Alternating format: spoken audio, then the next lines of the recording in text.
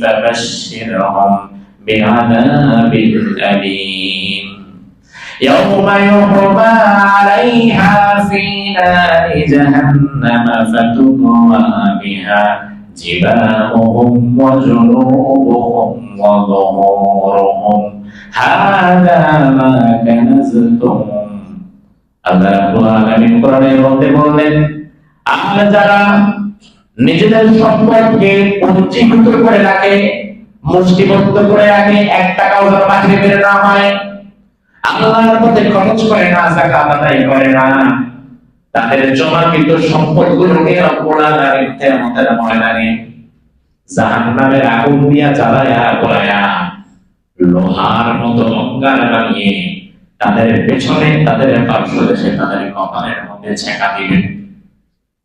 ব্যথায় যন্ত্রণায় তারা হাওয়া করে চিৎকার করবে। আল্লাহ তখন বলবেন, হাযা মা কানাসতুম, তোমরা যা জমা করেছিলে দুনিয়াতে, তোমাদের জমাকৃত সম্পদের এই কষ্ট এখন তোমরা ভোগ করো।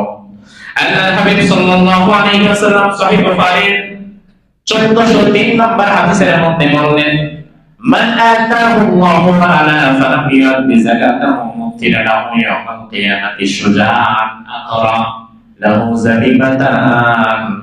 দুনিয়ার মধ্যে আল্লাহ যাদেরকে সম্পদ দিয়েছে, সম্পদ পাওয়ার পরে যারা আল্লাহর পথে খরচ করে না, যাকাত আদায় করে না, এই যাকাত না দিয়ে সম্পদ যেটা আপনি জমালেন, এই সম্পদটাকে কিয়ামতের ময়দানে কবরের মধ্যে আল্লাহ রাব্বুল আলামিন এটার একটা সাপ বানায় দিবেন। এই সম্পদকে রব্বুল আলামিন দুঃখ থেকে 20 যুক্ত একটা সাপে পরিণত করবেন। এই সাপটা আপনার গলার মধ্যে পেঁচিয়ে দেওয়া হবে। এই সাপটা ডানে বামে দংশন করতে থাকবে। আর ওই কঠিন সাপ এতটা বিষাক্ত, জাহান্নামের কোন সাপ যদি কোনদিন দুনিয়াতে একবার নিঃশ্বাস ফেলত, দুনিয়াতে কোনদিন আর কোন ফসলাদি জন্ম হতো না।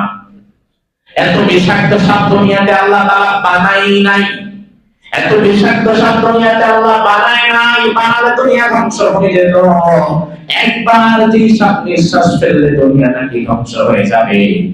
ওই সাপ আপনাকে বারে বারে বারে বারে দুই পাশ দিয়া দুইটা মুখ দিয়া বারে বারে দংশন করবে।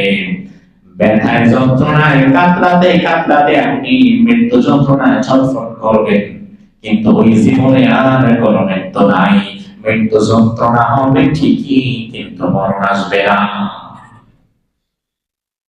এজন্য আমার ভাইরা, যাকাত না দিয়ে আপনি কার জন্য পয়সা জমাবেন?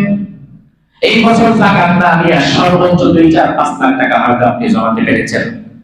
যাকাতের অর্থ না দিয়ে এমনও হতে পারে আগামী বছর রমজান আসার আগে হয়তো আপনার মরণ হয়ে গেছে, যেটা জমাইছেন সেটা ভোগ করতে পারেন নাই।